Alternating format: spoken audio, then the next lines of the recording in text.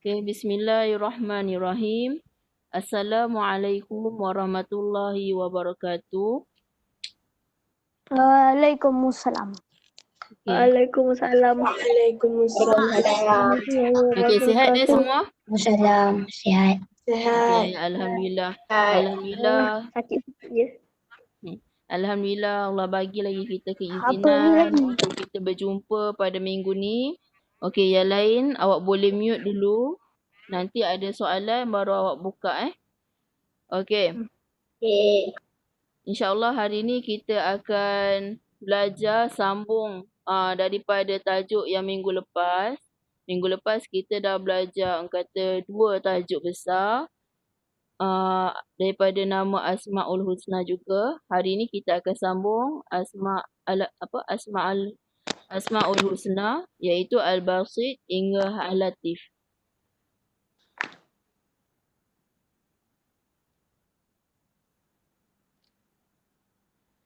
Okey, Asmaul Husna. Hari ini kita akan belajar 10 daripada nama-nama Allah iaitu Al-Basit, Al-Khafid, Al-Rafi', Al-Mu'iz,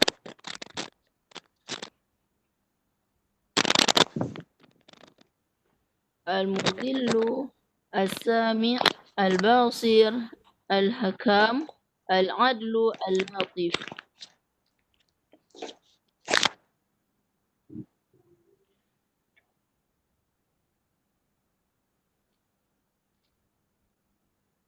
Okey, ini adalah dalil bagi unit 3 yang hari ini kita akan belajar daripada firman Allah Subhanahu Wa Taala. Okey, Adam, saya nak minta awak bacakan untuk saya. Bismillahirrahmanirrahim. Innahu huwas-sami'un. Maksud dia? Sesungguhnya dialah jiwa yang maha mendengar bagi maha mengetahui. Okey, terima kasih Adam. Okey, ni daripada surah Asy-Syu'ara. Okey, daripada surah Asy-Syu'ara ayat 220. Dia kata apa? Sesungguhnya dialah jua yang maha mendengar lagi maha mengetahui. Ini adalah sifat-sifat Allah. Yang mana Allah tahu, Allah mengetahui segala isi di bumi dan di langit. Semua sekali, di alam semesta semua. Allah tahu. Apa yang terkandung dalam hati kita pun Allah tahu. Apa yang kita terlintas dalam otak akal fikiran kita pun Allah tahu. Apa yang akan terjadi pada kita esok hari pun Allah tahu. Pada tahun depan pun Allah yang tahu. Okey? Okey. Seterusnya. Al-Basit. Okey. Al-Basit ni maksudnya yang maha melapangkan. Maha melapangkan. Sekejap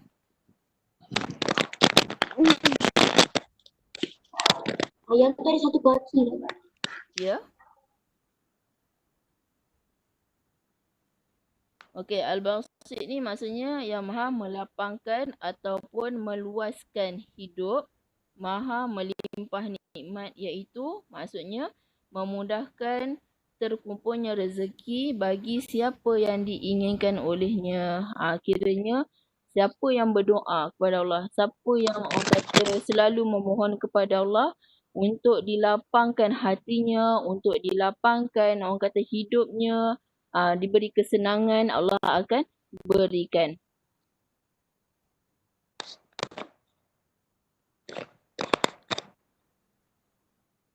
Okey. Seterusnya.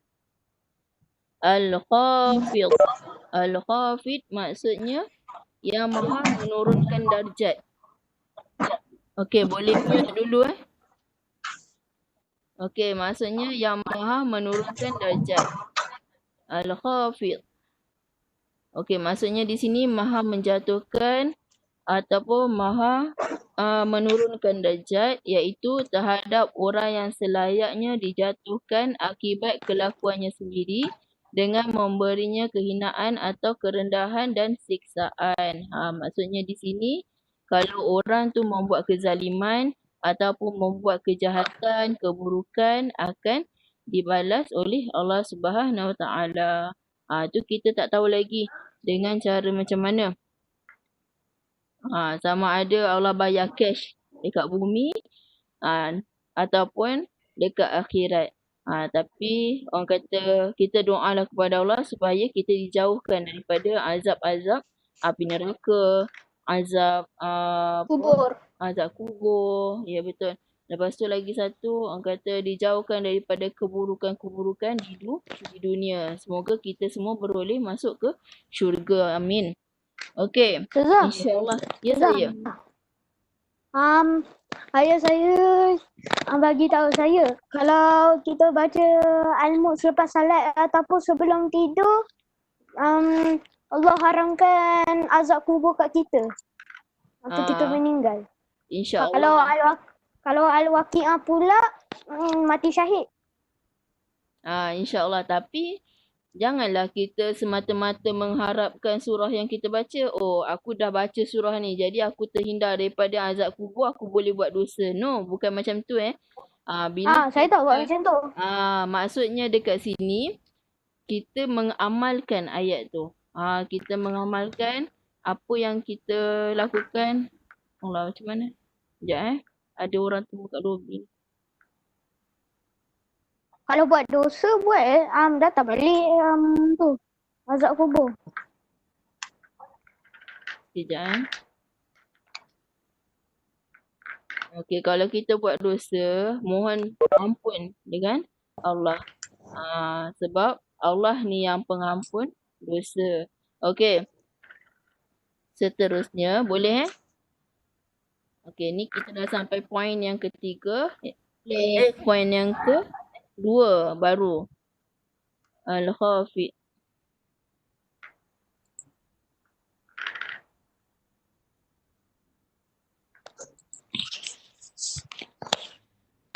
Okey. Seterusnya, Ar-Rafi'. Ar-Rafi' ni maksudnya yang mengangkat darjat. Yang kalau tadi kita baca menurunkan darjat. Kali ni Allah yang maha mengangkat darjat. Ar-Rafi'. Ar-Rafi' ni maksudnya yang maha mengangkat ataupun peninggi darjat, iaitu terhadap orang yang selayaknya diangkat kedudukannya kerana usahanya yang giat, iaitu termasuk golongan kaum yang bertakwa. Kalau kita orang kata solat hari-hari, kita solat tak tinggal, tak miss, lepas tu orang kata beramal soleh, baca Al-Quran, insya-Allah Allah pun angkat darjat kita.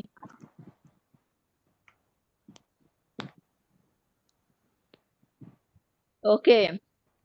Seterusnya, Al-Mu'izzu.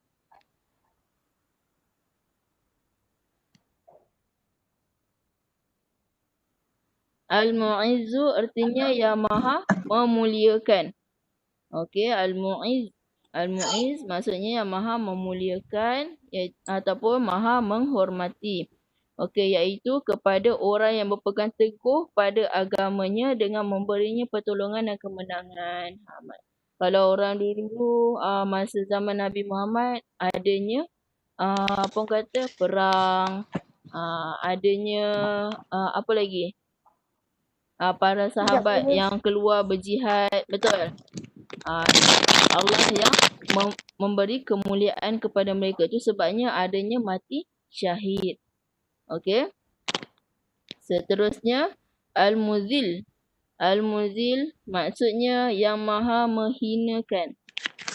Maksudnya di sini iaitu kepada musuh-musuh Allah dan musuh umat Islam seluruhnya. Orang-orang kafir, Allah memberi kehinaan masa bila? Di akhirat nanti. Di padang mahsyar nanti kita akan nampak semua tu. Okey, jadi bila kita tahu, okey, orang kafir akan diberi kehinaan semasa orang kata di padang mahsyar, Kita nak ke diberi kehinaan semasa di akhirat kelak? Siapa boleh jawab? Nak ke diberi kehinaan? Jangan. Kalau boleh elakkan. Tu sebabnya orang kata Nabi Muhammad bagi tahu dah. Dia orang kata baginda apa kata Allah menyampaikan wahyu kepada Nabi Muhammad dan untuk disebarkan kepada kita, kepada semua umat Islam ni, supaya tidak membuat kejahatan, sentiasa membuat kebaikan. Supaya apa? Sebab adanya ganjaran di akhirat. Macam tu.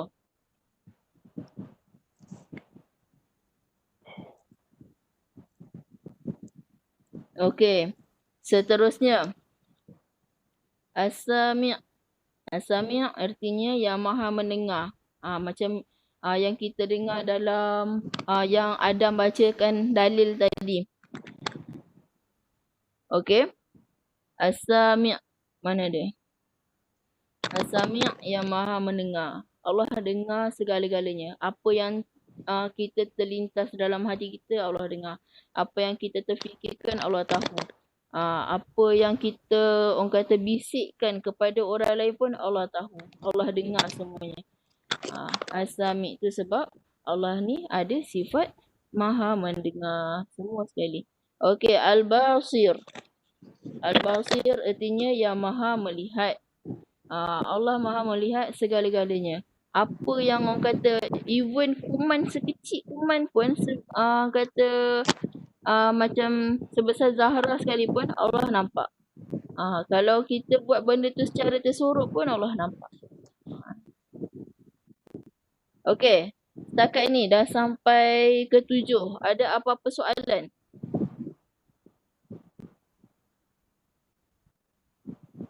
Tak. Okey, semua boleh Okey, seterusnya Al-Hakam. Al-Hakam artinya yang maha menghukum. Okey, iaitu sebagai hakim yang menetapkan atau memutuskan yang tidak seorang pun dapat menolak keputusannya, juga tidak seorang pun yang berkuasa merintangi kelangsungan hukumannya itu. Ni Allah yang maha menghukum. Maksudnya di sini tu kalau kita buat dosa, sama ada Allah bagi cash di bumi masa kita hidup cash, ataupun Allah bagi masa dalam kubur, ataupun orang kata masa dekat padang mahsyar. Masa kat padang mahsyar tu nanti semua orang akan nampak. Semua akan tengok apa perbuatan kita. Tapi ialah masa tu orang kata masing-masing tengah sibuk dengan tengok amalan masing-masing. Dah tak cara dah orang tu buat apa. Okey. Seterusnya yang ke-9, Al-Adlu. Al-Adlu maksudnya di sini yang maha adil. Al-Adlu yang maha adil serta sangat sempurna dalam keadilannya itu. Okey, dan yang terakhir Al-Latif yang maha menghalusi. Yang maha menghalusi Al-Latif maksudnya di sini ataupun maha lembut. Iaitu mengetahui segala sesuatu yang samar-samar atau pelik-pelik atau kecil-kecil. Semuanya Allah yang maha Al-Latif yang maha menghalusi. Okey, ada apa-apa pertanyaan ataupun soalan tak? Ni dah habis dah 10 nama. Ngantuk je. Tak apa. Ya? Apa Adam? Kalau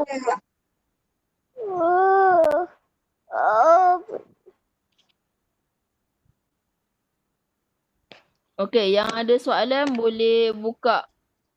Boleh unmute lah. Yang mana tak ada soalan tu boleh mute dulu. ada. Okey. Siapa tu? Ihsan. Okey Ihsan, apa soalan dia Ihsan? Maknanya untuk yang menghukum Allah seorang lagi, kita tak boleh nak hukum orang lain lah. Mana boleh. Kita hanya manusia biasa. Yang maha menghukum tu adalah daripada Allah. Tu sebab kalau awak tengok dekat Malaysia, dekat negara kita ni, kita ada seorang yang dilantik sebagai hakim. Hakim ni Keluarin dulu Ustazah. Saya penat. macam-macam lah awak ni Akif. Okey. Maksudnya di sini kalau penjenayah ataupun penjenayah lah yang membuat kesalahan, hakim yang telah dilantik ni, dia yang akan apa orang kata dengan kebijaksanaan dia, dia akan menjatuhkan hukuman yang setimpal. Itu kalau antara kita manusia yang ada dekat orang kata bumi ni. Kalau dekat akhirat nanti kita boleh nampak lah macam mana orang kata Allah tu menghukum seseorang tu yang membuat yang membuat dosa, membuat kesilapan. Tu sebab selagi kita bernafas dekat orang kata bumi Allah ni, selagi itulah orang kata kita minta ampun banyak-banyak. Minta je walaupun kita macam tak ada dah kot dosa. No, bukan macam tu. Kita kena sentiasa minta maaf. Barulah kita dapat orang kata apa yang kita nak dekat akhirat nanti. Okey. Okey, kat sini tahukah? Tahukah Allah yang Maha mendengar bererti Allah mendengar semua perkara serta segala yang ada di langit dan di bumi walaupun dalam bumi. Maksudnya kalau orang yang tengah kena azab dekat dalam kubur pun Allah dengar. Semua. Walaupun semut dia duduk dekat dalam bumi, pun kata dalam tanah, Allah dengar. Semua sekali Allah nampak. Okey, seterusnya amalkan. Okey, yang ini yang terakhir. Amalkan sentiasa bercakap perkara yang baik, bermanfaat dan tidak menipu. InsyaAllah kalau kita amalkan benda-benda ni, benda-benda kata perkara-perkara yang baik, syurgalah tempatnya. Okey, amin. Okey. Itu sahaja daripada saya. Ada apa-apa persoalan lagi? Dah tak ada dah. Tak ada dah. Okey, semua boleh faham Faham. Okey, alhamdulillah. Okey, insya-Allah kita akan jumpa lagi dalam kelas yang akan datang.